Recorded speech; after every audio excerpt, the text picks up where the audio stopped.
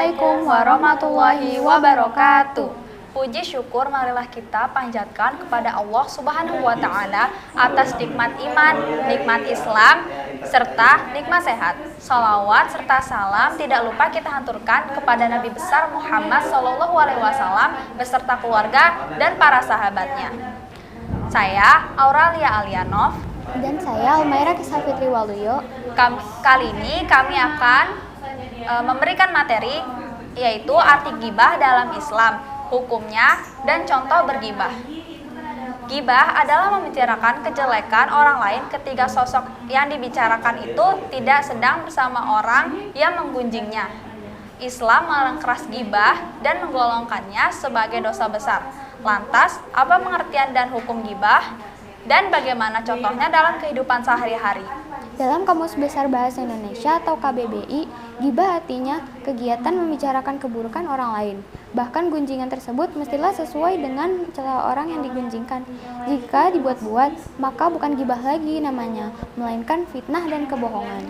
Pengertian dan hukum gibah dalam Islam. Dalam bahasa Arab, gibah berasal dari kata gobah atau al-goibah, yang artinya sesuatu yang terhalang dari pandangan. Dari sisi bahasa, gibah mengisyaratkan ketidakhadiran orang yang dibicarakan. Definisi gibah adalah membicarakan kejelekan dan aib seseorang, sementara sosok bersangkutan tidak berada di tempat tersebut. Pembicaraan yang dilakukan berkaitan dengan aib yang tak disukai orang tersebut, mulai dari kekurangan fisik, keturunan, akhlak, tingkah laku, hingga urusan agama atau duniawinya. Pengertian gibah di atas disampaikan oleh Rasulullah SAW dalam hadis yang diriwayatkannya Abu Hurairah radhiyallahu anhu. Ia berkata, "Tahukah kalian apa itu gibah?" Para Rasul sambil menjawab, "Allah dan Rasulnya yang lebih tahu."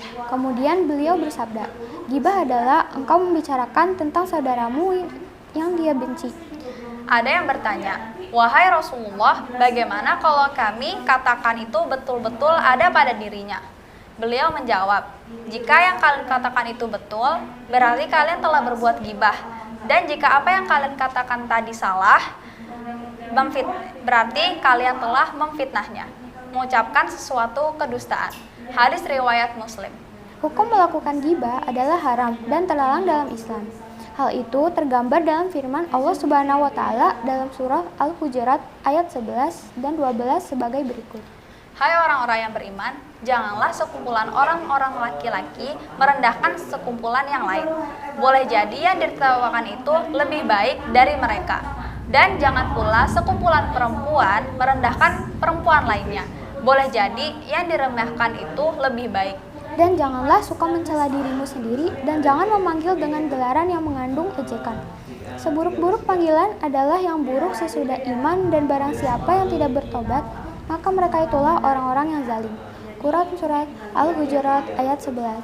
Pada ayat selanjutnya, Allah melanjutkan, "Wahai orang-orang yang beriman, jauhilah banyak dari prasangka, sesungguhnya sebagian prasangka itu dosa.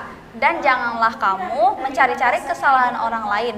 Dan janganlah ada di antara kamu yang menggunjing sebagian yang lain. Adakah ada di antara kamu yang suka memakan daging saudaranya yang sudah mati? Tentu kamu merasa jijik." Quran Surat Al-Hujurat ayat 12.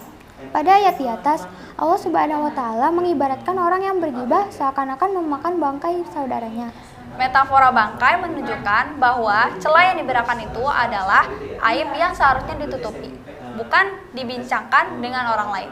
Sebagaimana bangkai layaknya harus segera dikubur, demikian juga celah dan kekurangan orang lain semestinya harus disembunyikan. Contoh bergibah dalam kehidupan sehari-hari. Terdapat banyak contoh gibah dalam kehidupan sehari-hari. Misalnya, ibu-ibu menggunjing selama acara arisan tentang tetangga-tetangganya. Di kasus lain, bapak-bapak membicarakan keburukan rekan atau koleganya sewaktu berjaga di pos ronda. Gibah juga dapat terjadi saat siswa membicarakan keburukan guru atau dosen di ruang kelas ketika sosok yang digunjingkannya tidak berada di sana. Selain itu, di masa sekarang, gibah dapat terjadi dalam berbagai bentuk. Misalnya melalui tayangan infotainment di televisi, sampai dengan akun gosip di media sosial. Karena itulah, baik MUI dan NU mengharamkan infotainment karena dianggap bagian dari gibah. Sekian penjelasan dari kami. Mohon maaf bila ada kesalahan maupun kekurangan. Wassalamualaikum warahmatullahi wabarakatuh.